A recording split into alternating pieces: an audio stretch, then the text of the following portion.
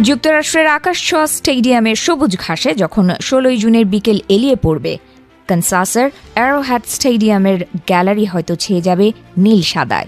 আলজেরিয়ার বিপক্ষে মাঠে নামার সাথে সাথে ফুটবলের বরপুত্র লিওনেল মেসি পা রাখবেন এক অবিস্মরণীয় মহাকাব্যের পাতায়। বিশ্ব ফুটবলের ইতিহাসে প্রথম খেলোয়াড় হিসেবে ষষ্ঠবারের মতো বিশ্বকাপের মঞ্চে বুট জোড়া জড়ানোর অনন্য কীর্তি গড়বেন তিনি। কোটি ভক্তের চোখে তখন কেবলই একটা প্রশ্ন, আর্জেন্টিনা কি পারবে মরুর বুকে পাওয়া সেই সোনালি ট্রফিটা এবারও ধরে রাখতে? ইতিহাসের পাতা উল্টালে অবশ্য এই দোলাচল আরও তীব্র হয়। টানা দুইবার বিশ্বজয়ের গৌরব লাতিন আমেরিকার এই দেশটির জন্য এক পরমারাধ্য।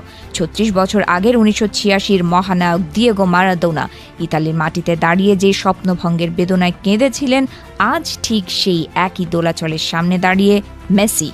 ৩৯ ছুঁই ছুঁই জাদুকরের এটাই ক্যারিয়ারের শেষ বিশ্বকাপ, আর বিদায়ের সুরটাকে আরও একবার বিশ্বজয়ের আনন্দে রাঙিয়ে নিতে উন্মুখ হয়ে আছে গোটা আলবিসেলেস্তের শিবির।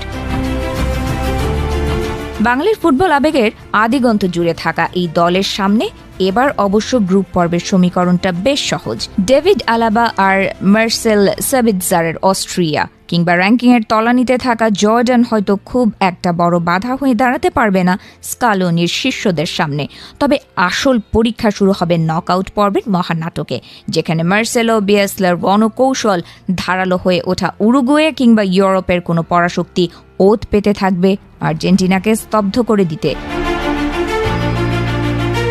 এই মহাযুদ্ধের নেপথ্যে যিনি দাবার চাল চালবেন তিনি আর কেউ নন, লিওনেল স্কালোনি। একসময় যাকে মাঝারি মানের খেলোয়াড় ভেবে অনেকেই তুচ্ছ-তাচ্ছিল্য করেছিল, সেই ট্যাকটিশিয়ানে আজ বিশ্বজয়ের এক অনন্য কারিগর। কাতারের মরুঝড়ে প্রথম ম্যাচে খেই হারিয়েও যেভাবে তিনি পুরো দলকে এক সুতোয় বেঁধেছিলেন তা ফুটবলের ইতিহাসে এক রূপকথা। এবার তার সামনে সুযোগ ভিত্তোরিও পৌজোর শতবর্ষী রেকর্ডে ভাগ বসিয়ে টানা দুইবার বিশ্বকাপ জয়ী কোচ হিসেবে অমর হয়ে যাওয়ার।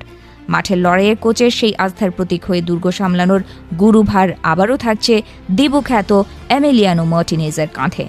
কাতারের ফাইনালে অতিরিক্ত সময়ের শেষ মুহূর্তে কোলো মুয়ানি সেই অবিশ্বাস্য শট ঠেকানো কিংবা টাই ব্রেকারের মনস্তাত্ত্বিক লড়াইয়ে জেতা এই গোলরক্ষক এখন আরও পরিপক্ক। অতি সম্প্রতি অ্যাস্টন ভিলাকে ইউরোপা লিগ জিতিয়ে ফর্মের তুঙ্গে থাকা দিবু যখন গোলবারের নিচে দাঁড়াবেন, তখন প্রতিপক্ষের ফরওয়ার্ডদের বুকে কাঁপন ধরাটা অবধারিত।